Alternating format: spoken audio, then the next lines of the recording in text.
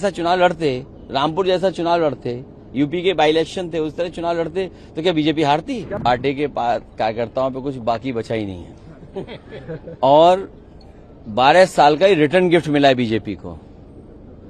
BJP अगर कुंदरकी की तरह चुनाव लड़ती या बंगाल की तरह चुनाव लड़ती, बीजेपी फोर्स को लगा देती और जैसे चुनाव लड़ते हैं बीजेपी के लोग, तो बीजेपी की हार नहीं होती। ये आपको हमको समझने की बात है। उन्होंने बिना पुलिस प्रशासन को लगा के, बिना बेईमानी किए, बिना ईवीएम पे कुछ घोटाला किए देखना चाहते थे कि कितनी नाराजगी है उन्हें। इसलिए धोखे में मत रखो आप भी और ना हम धोखे में हैं। ये हार नहीं है, उन्होंने अपना तय किया है कि बिना बेईमानी के जनता कितना वोट देगी। अगर कुंदरकी जैसा चुनाव लड़ते, रामपुर जैसा चुनाव लड़ते, यूपी के बाई इलेक्शन थे उस तरह चुनाव लड़ते तो क्या बीजेपी हारती? क्या बंगाल में हमने नहीं देखा कैसे चुनाव था? मैं सवाल मदद की सर बीजेपी ने नहीं देखिए, ये अपने शब्द मुझे मत कहिए। मैं आपसे कह रहा हूं कि बीजेपी को समझने की जरूरत है। बीजेपी ने बिल्कुल फेयर चुनाव कराया इस बार। पुलिस प्रशासन नहीं लगाया। जिस तरीके से उन्होंने कुंदरकी चुनाव में, मीरापुर के चुनाव में, रामपुर के बाई इलेक्शन के चुनाव में या अन्य जो बाई इलेक्शन यूपी के हुए थे, जो बेईमानी की थी वो नहीं की। और जिस तरह बंगाल में उन्होंने फोर्स लगाया था, वो फोर्स नहीं लगाया। क्या आपने फोर्स देखा? वैसे कुंदरकी जैसा फोर्स देखा आपने? तो समझ लो आप। तो वो चेक कर रहे थे कि कितनी जनता में नाराजगी है। जब आम चुनाव आएगा तो वो अपना फोर्स लगा देंगे। अरे दतिया की तो बतिया ही मत करो, बात ही मत करो आप। हमें खुशी है कि दतिया की जनता ने और समाजवादी कार्यकर्ताओं ने जिम्मेदारी से साथ दिया इंडिया गठबंधन का। नहीं, पार्टी के प्रदेश अध्यक्ष, उनसे बातचीत हुई और हमारी पार्टी का जो भी संगठन है मध्य प्रदेश का और झांसी का, क्योंकि रिश्तेदारियां हैं आपस में, विधानसभा में इधर उधर दोनों क्षेत्रों में एक दूसरे की रिश्तेदारियां हैं, तो जो मदद और सहयोग कर सकते थे हम लोगों ने किया। यहाँ पे जो प्रोटेस्ट देखा हमने जेन जी, तो वो कॉकरोच जनता पार्टी के साथ दिखी। बाकीपुर में एक थर्ड फोर्स प्रशांत किशोर के साथ। तो आपको लगता है कि जो ट्रेडिशनल पार्टीज हैं, सपा, कांग्रेस, ऑपोजिशन, इनके लिए एक चिंता का विषय है या नॉट अ वरी? मैं आपके लिए भी चिंता का सवाल है। मेन स्ट्रीम मीडिया को भी चिंता करनी चाहिए, सोचना चाहिए कि मेन स्ट्रीम मीडिया आपसे आगे चला गया। मेन स्ट्रीम मीडिया को चिंता करना चाहिए कि मेन स्ट्रीट मीडिया आगे चला गया।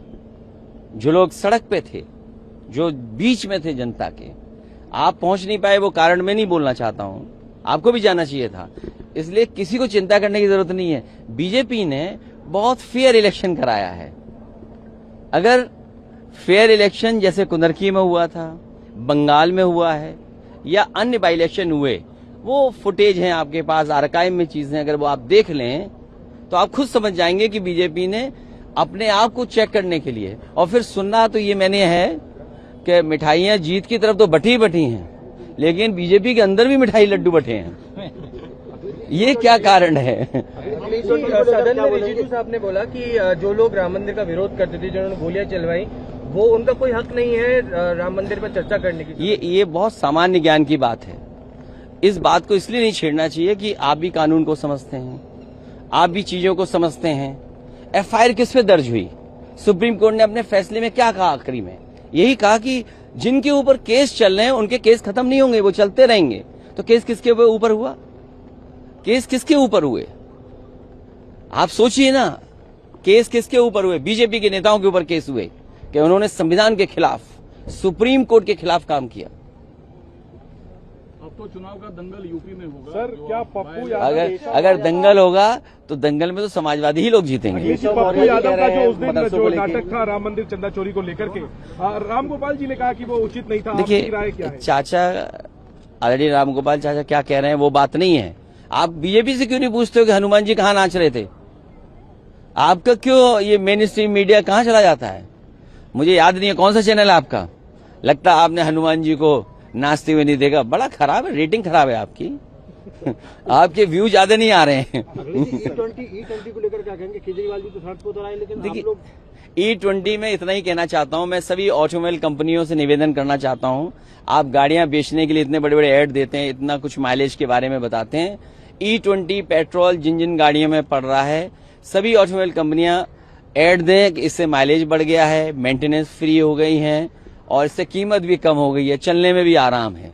तो ये ऑटोमोबाइल कंपनियां ऐड क्यों नहीं दे रही हैं? और अगर ऑटोमोबाइल कंपनियां ऐड नहीं दे रही हैं, इसका मतलब ये है कि सरकार के साथ साथ मुनाफा वो भी कमा रहे हैं, कहीं ना कहीं स्पेयर पार्ट में मुनाफा कमा रहे हैं, या किसी और तरीके से ऑटोमोबाइल कंपनी भी अंदर ही अंदर हाथ मिलाए हुए हैं। जैसे अभी हम लोगों ने दान पात्र देखा, तो दान पात्र में ताला तो ऊपर है, लेकिन दान पात्र के नीचे सुरंग है।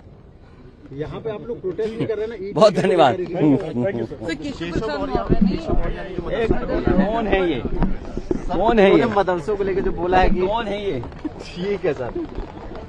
यूपी चुनाव पे बोले नहीं, ये जो बाई इलेक्शन रिजल्ट है इसका रिफ्लेक्शन यूपी चुनाव पे क्या होगा? अरे मैं कहता हूँ कुनरकी जैसा चुनाव करा देते, फोर्स लगा देते, पुलिस को सादा वर्दी पहन के बूथ में बैठा देते, चुनाव अपने आप अच्छा हो जाता। मैं कहूंगा अनफेयर इलेक्शन कराया बीजेपी ने, फेयर इलेक्शन कराया नहीं यूपी जैसा।